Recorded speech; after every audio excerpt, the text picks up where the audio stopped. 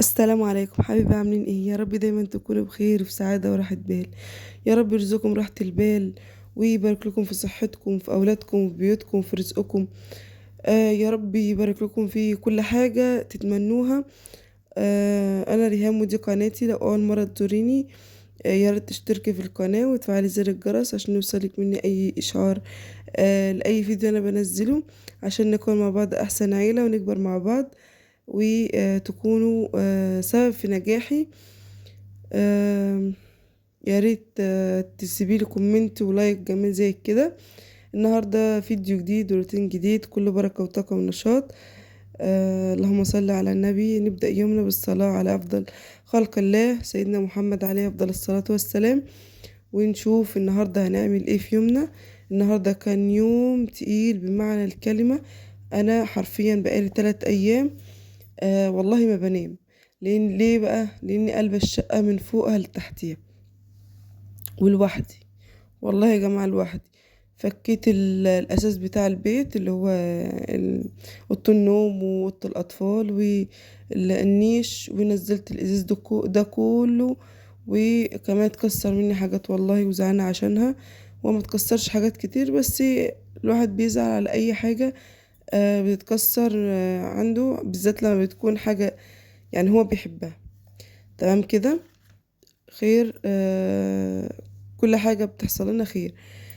فضلت، وكمان كان في غسيل و انا بصراحة الروتين انا ما جبتوش بالتفاصيل، لان انا والله مطحونة وما فيش حيل ان انا اصور والله، ولا منتج، ولا ان انا اقعد ان انا اسجل فيديو او اعمل اي حاجة. والله ان انا حرفيا الشقة عندي زي ما هتشوفوها في الفيديو اللي جاي، والله والله كلها على بعضها. يعني انا كنت بشيل من الدواليب كده الهدوم. يعني انا حاليا نقلت القطين، بس لسه الدولاب الكبير ما نقلتوش. تمام كده. بس الصالة عندي علشان ضيقة، فكل اللي محطوط فيها يعني هو مش كتير ولا حاجة، بس علشان هي ضيقة فمبين ان الصالة متكركبة. تمام. وطلعت كمية تراب يعني من تحت السرير ورا الدواليب وورا النيش. اكيد مش كل يوم هجر النيش وهكنس تحت وكده. فما فكيتهم لقيت تحتهم تراب كتير، لان انا عندي آه الاساس عندي في فتحات من تحت، فاكيد ان هو بيدخل تراب، ده شيء اكيد. بعد ما فكيت النيش كده صحيت اول حاجة عملتها صلاة الصبح. يومي بدأ من الساعة 5 الصبح والله، يعني صلاة الفجر. ملحقتش الفجر حاضر، بس صليت الضحى والشروق يعني. وبدأت كده أول حاجة ببدأ بها يومي لما بيكون عندي غسيل، ببدأ بالغسيل عشان نلحق أنشره، حتى لو على آخر النهار عايزة ألمه بلمه. تمام كده. غسلت ونشرت وعملت كمان محشي، لأن أولادي والله كان نفسهم في المحشي، فاضطريت ان انا اعمل. مش هسيبهم ان هما يبصوا لحد او يروحوا، يعني هيروحوا ياكلوا عند مين لو انا ما عملتهمش اللي هما عايزينه. فعملت لهم كده اللي هما عايزينه وعملت كده غدا. فوالله يعني انا عملت ملحقتش ان انا يعني اصور كل حاجة بالتفصيل. اللي هو انا عملت، مش عايزة ان انا يعني ما فيش وقت ان انا امسك الكاميرا والله واصور انتوا عارفين ان ده من الروتين، وانت فاتحة الكاميرا بيكون اصعب لما بتكوني لوحدك كده وسارحة مع نفسك. تمام. آم، كده انا شوحت اللحمة، لازم بشوحها في معلقة سمنة او ليا او دهن. بتكون جميلة. وبعد كده خلاص قورت المحشي وعملته، وعملت كمان اللحمة وسقت المحشي واستوى. وعملت لسان عصفور كمان، ده كله اوف كاميرا، لان انا زي ما قلت لكم ما فيش وقت ان انا اصور. والله والله ان انا لولا ان انا زعلان ان انا بقالي فتره ان انا بعيده عنكم ما كنتش صورت. تمام كده. وده مقطع تاني لغسيل اتعاد، مش عارفه اتعاد ليه. ده مره تانية يعني دور تاني في الغسيل. وكمان انا لو الغسالة الاوتوماتيك ما كانتش اتصلحت، انا والله ما يعني كان هيبقى الوضع صعب عليا. لان زي ما انتوا عارفين بغسل الغسالة العادية ديت، وعشان الهدوم بتاعت العيال تنضف فبشيل منها وشطف فين في الغسالة زي ما انتوا شايفين اهو. شطف في الغسالة اللي هي الاوتوماتيك، هي كانت خربانة وبعدين صلحتها، فانا ما بحبش اتقل عليها، وبالذات اخدت يعني يعني اخدت على الغسيل اللي هو النظيف يعني. في فرق كبير بين الغسالة اللي على الغسالة دي والغسالة، بالذات لما يكون اولادك بيلعبوا مثلا في الشارع يعني انتوا في ارياف مش في مدينة، قصدي ان انتوا قاعدين في الشقة قافلين على نفسكم، مفيش تراب مفيش اي حاجة. بالتالي الغيار بيتقلع نضيف، يعني لو حطيته في الغسالة اخد لفتين كل سنة وانت طيبة ان هو كده نضيف خلاص. تمام. آم، غسلت كده، كان عندي ملايات شلتها برضو، ما انا بقول لكم قلب الدنيا.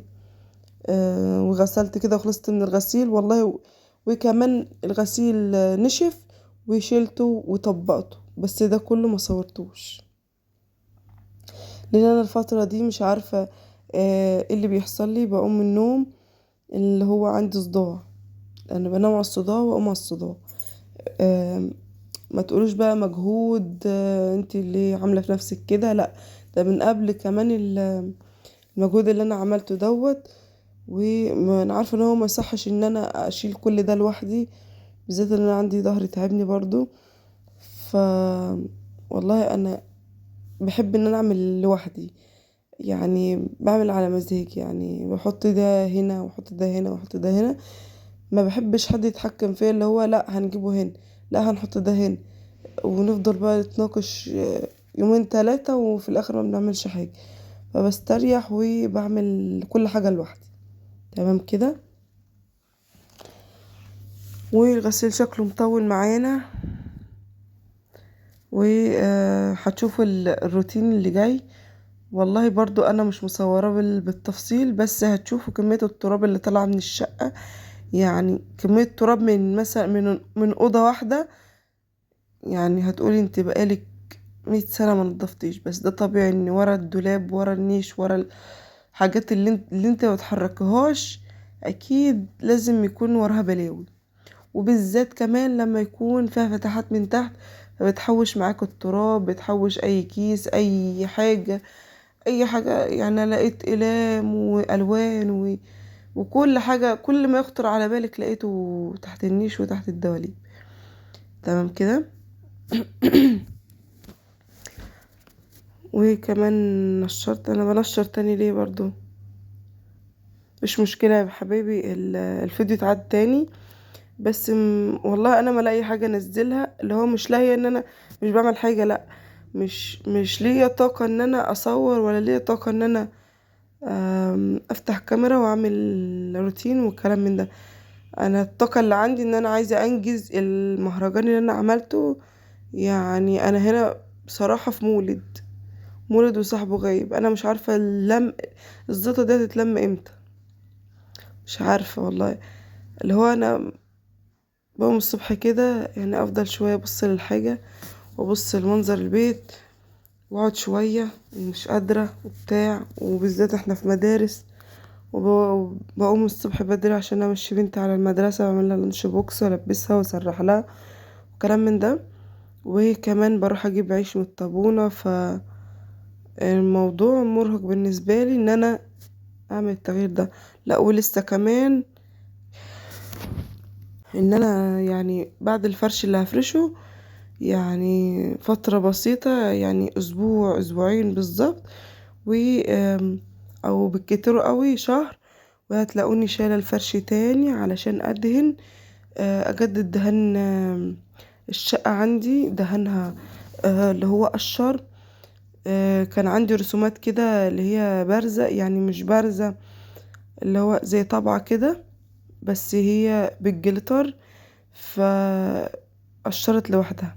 كمان عندي الجبس بتاعي اللي هو بيت النور، عندي برضو عامل اللي كان نقاش اللي كان عامل لي الشقة كان عامل لي بنفس الوضع، فقشر برضو. تمام. وعندي برضو من الرطوبة عندي في اوضه النوم الدهان قب كده وعمل بلالين كده.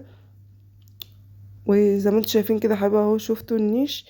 انا اسفة، مش عارفة صوتي ماله. مهم، انا كده فكيت النيش، نزلت الازاز اللي فيه كله. فطبيعي ان انا مش هصور وانا بنزل الازاز، لان انا النيش عندي صغير، يعني هو مش صغير، ظرفه صغيرة، هو 3 ظرف صغيرة، ولكن مش هعرف ان انا يعني اصور. الكاميرا بتاعة التليفون مش هتجيبني وتجيب الحاجة اللي انا بشيلها، بالذات ده ازاز. والواحد يعني وانتي بتشيل حاجة النيش بالذات بتكوني خايفة حاجة تتكسر، وفعلا حسبت لقيته والله حاجات كتير اتكسرت، بالذات ان معايا عندي طفل 4 سنين، ودايما في رجلي رايح جاي ورايا، تشيلي ده يجي وراكي، تشيلي ده يجي وراكي، اللي هو عايزني وبس، ملوش دعوة ده بيعور ده اتكسر ده كده، ملوش دعوة. تمام كده. وكمان بعد ما نصبت النيش اللي هو ركبته، جبت كده طبق استانلس كبير فيه اللهم صل على النبي، شوية خل وشوية صابون بتاع المواعين، وفرشت كده جلابية قديمة او تفرشي ملاية او ايا كان اللي عندك، حاجة يعني انت ما بتستخدمهاش، وتغسلي بحاجة ناعمة كده علشان السلكة ما تسيبش اثر فين في الصيني او في الحاجة دي لانها بتعلم. ومسكت كده فوطة من اللي بلمع بيها الازاز، و حطيت في حطيت في الطبق ميه بصابون بكلور زي ما انتوا عارفين، زي ما قلت لكم يعني، وغسلت الحاجه دي وسبتها تتصفى، يعني غسلتها الصبح وسبتها تتصفى لاخر النهار، ورصيته وما رصيتوش كله ولا غسلته كله، ده انا غسلت نصه زي ما انتوا شايفين كده، مش مليان بسم الله ما شاء الله. انا غسلت نصه اللي هو الطقمه كلها، وغسلتها وصفتها، ورجعت جبت اللي هو الكاسات والكوبايات والكلام ده، غسلتهم لوحدهم ورصتهم تاني يوم. يعني النيش اخد مني يومين لوحده. وتاني يوم برضو فكيت الدولاب بتاع الاطفال، انا حاطه فيه الملايات ورف واحد لبنتي في الهدوم بتاعتها. تمام كده. ففكيته، واستناكم في يوم جديد وفيديو جديد، وكل بركه وتقوى ونشاط.